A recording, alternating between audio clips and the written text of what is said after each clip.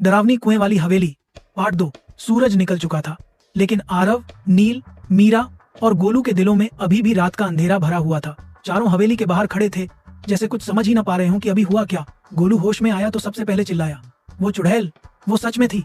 मीरा की आवाज कांप रही थी। हम बाहर कैसे आ गए? मैंने तो देखा, दीवारें हिल रही थी। आरव ने चुपचाप अपने हाथ की तरफ देखा। उसकी मुट्ठी में अभी भी वो जली हुई पुरानी चूड़ी थी। नील ने चूड़ी को छूते ही हाथ पीछे खींच लिया। ये गर्म है, जैसे अभी आग से निकली हो। चारों समझ गए जो हुआ था वो सपना नहीं था। गांव लौटते ही उन्हें कुछ अजीब लगा। लोग उन्हें ऐसे देख रहे थे जैसे उन्हें पहचानते ही न हो। एक बूढ़े आदमी से मीरा ने पूछा, काका, आप हमें पहचान नहीं रहे? बूढ़े ने आंखें सिकोड़कर देखा। पहचानूं कैसे बेटी, तुम लोग तो कल ही यहाँ आए हो। नील चौंक गया। कल? हम तो यहीं पैदा हुए हैं। बूढ़ा आदमी डर गया। ऐसी बातें मत करो बच्चों, वरना वो कुआं फिर जाग जाएगा। ये सुनते ही चारों के रोंगटे खड़े हो गए। शाम होते होते और भी डरावनी बात सामने आई। गोलू को अपनी माँ का चेहरा ठीक से याद नहीं आ रहा था।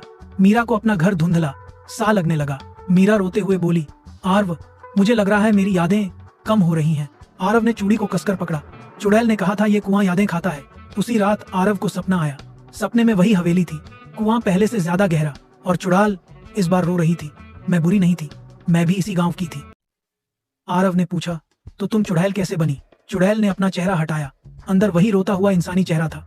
मेरे साथ अन्याय हुआ, कुएं ने मेरी आत्मा को बांध लिया। आरव की नींद टूट गई।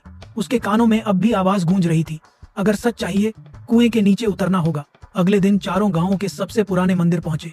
वहां एक टूटी फूटी किताब रखी थी, सोनापुर का श्राप। किताब में लिखा था, कई साल पहले एक औरत को झूठे इल्जाम में उसी कुएं में धकेल दिया गया।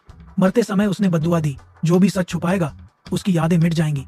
मीरा ने कांपते हुए कहा, वो औरत ही चुड़ैल बन गई। नील ने किताब का आखिरी पन्ना पढ़ा। श्राप तभी टूटेगा जब कोई बिना लालच कुएं के नीचे उतरकर सच्चाई सबके सामने लाएगा। चारों एक दूसरे को देखने लगे। उन्हें पता था ये काम आसान नहीं होगा। रात फिर लौट आई। हवेली के पास पहुंचते ही हवा तेज चलने लगी। कुआं पहले से ज्यादा डरावना लग रहा था। नील रस्सी लेकर बोला, मैं उतरूंगा। मीरा ने उसका हाथ पकड़ लिया। नहीं, अगर तुम वापस नहीं आए तो। नील मुस्कुराया, अगर हम डर गए तो सब कुछ खो देंगे। नील धीरे धीरे कुएं में उतरने लगा। अंदर से अजीब फुसफुसाहट आ रही थी, यादें दो, यादें दो। अचानक रस्सी झटके से हिली। नील! आरव और मीरा चिल्लाए। कुएं से नील की आवाज आई, मैं ठीक हूँ, लेकिन यहाँ बहुत सी परछाइयां हैं। तभी एक जोर की चीख गूंजी और रस्सी ढीली पड़ गई।